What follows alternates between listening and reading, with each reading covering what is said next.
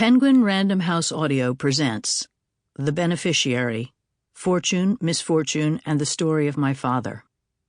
This is the author, Janny Scott. For Mia and Owen. There are two parts of me. Yes, he had been moved to go on.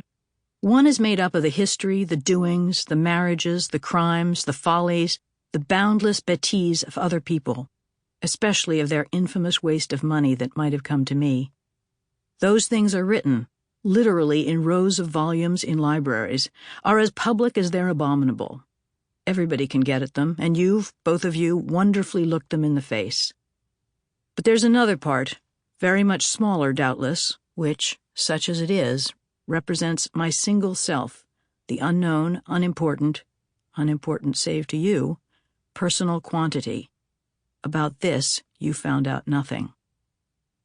Luckily, my dear, the girl had bravely said, for what then would become, please, of the promised occupation of my future? Henry James, The Golden Bowl.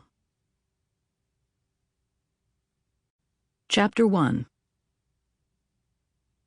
On a rainy October afternoon in the early years of the 21st century, in the prosperous suburbs that roll west from Philadelphia along what was once the Pennsylvania Railroad's main line, a crowd gathered at a church founded 300 years earlier as an outpost of the Church of England to mark the untimely passing of the Duke of Villanova.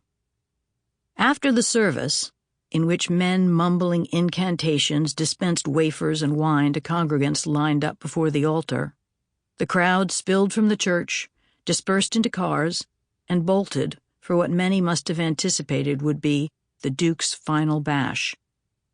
Vehicles lurched out of the parking lot, accelerating past the mossy churchyard where his ashes lay freshly deposited beneath a blanket of mud. A conga line of SUVs, hybrids, and limousines soon stretched the entire 2-mile route to the reception, which, as everyone in that crowd could have guessed, was to take place in the 50-room hilltop pile that had served as headquarters for the deceased's family for 91 years. The house had acquired a certain mystique in those parts, not merely for the hundreds of acres of rolling fields and woods over which it still presided, at a time when single acres in the area were going for $250,000, but for the predilection of its owners, through 3 long-lived generations, for carrying on in a vivid, anachronistic style, and for throwing some unforgettable parties. The route from the church that afternoon wound past the traces of a vanishing past, when fortunes made from sugar refining, liquor distilling, and the condensing of soup had made possible the creation, a century earlier, of dozens of country estates modeled unapologetically on those of the British. Most had flourished for a generation, maybe 2, before taxation, the Depression, and dynastic vicissitudes did them in. Manor houses, baronial in scale, were hastily demolished or unloaded onto colleges and schools. Some survived as the stately centerpieces of retirement communities, adrift in an archipelago of villas. Where lawns had once spread, present-day palazzi sprouted. Farm Belt millionaires, flush with profits from the sale of antidepressants and statins, poured in.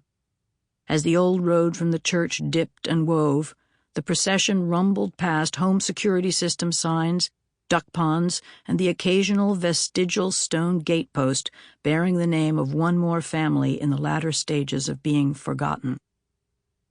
At the top of the hill, a mile from the church, cars climbed to a T intersection and slowed to a stop, their drivers idling for a moment to peer down the other side of the hill for oncoming traffic.